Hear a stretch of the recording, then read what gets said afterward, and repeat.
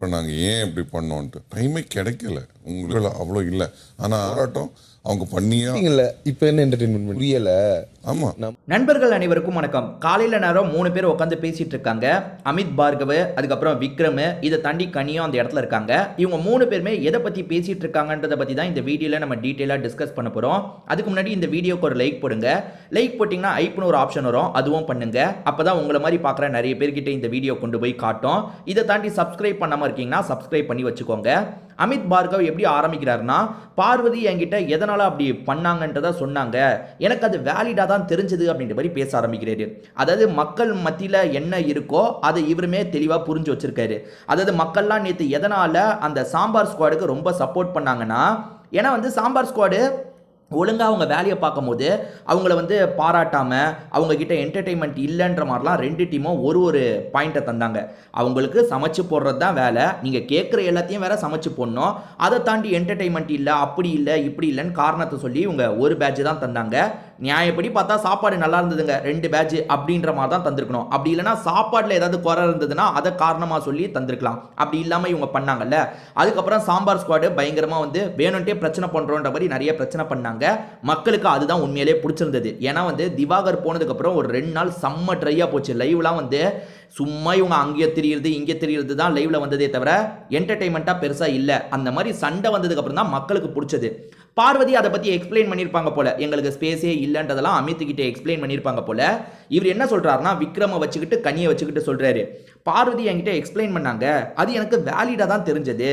ஏன்னா நம்ம 2 டீமை யோசிச்சு பாரு, இவர் ப்ளூ டீமு, விக்ரம் அந்த ரெட் டீமு, அதனால அப்படி சொல்றாரு. நம்ம 2 டீமை பொறுத்த வரைக்கும் வேலை இருக்கு, கொஞ்சம் வேலை இருக்கு. அந்த வேலையை முடிச்சிட்டா நமக்குன்னு ஒரு ஸ்பேஸ் கிடைச்சிருது. நம்ம எல்லாருமே டிஸ்கஸ் பண்ணுறோம், என்ன பண்ணலான்னு யோசிக்கிறோம், நம்ம ஏதாவது இந்த என்டர்டெயின்மெண்ட்டுக்காக சில விஷயங்களை பண்ணுறோம். ஆனால் அவங்களுக்கு அந்த ஸ்பேஸே கிடைக்க மாட்டேங்குது இல்லை. ஏன்னா உதாரணத்துக்கு நம்ம ஏதாவது கேட்குறோம், சமைச்சு தராங்க, அங்கே பாத்திரம் சேர்ந்துச்சுன்னா அதை கழுவணும், திரும்பி சமைக்கணும், இதே தான் போயிட்டுருக்கு. அவங்களுக்கு ஒரு ஸ்பேஸே கிரியேட் ஆகல.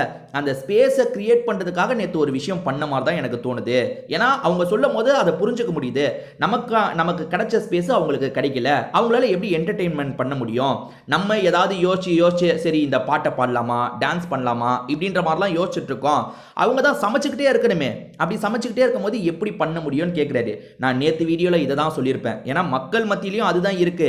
ஏன்டா என்டர்டெயின்மெண்ட்னா நீங்கள் வெட்டியா இருக்கீங்க, லைட்டாக அதை பாருங்க. இப்போ பாத்ரூம் கிளீனிங்னா பாத்ரூமை ஒரு வாட்டி தொடச்சிட்டு வந்துருவீங்க, இவங்க வீட்டை பெருக்கிறதுனா பெருக்கிட்டு வந்துருவாங்க, ஈஸியாக முடிஞ்சிடும்.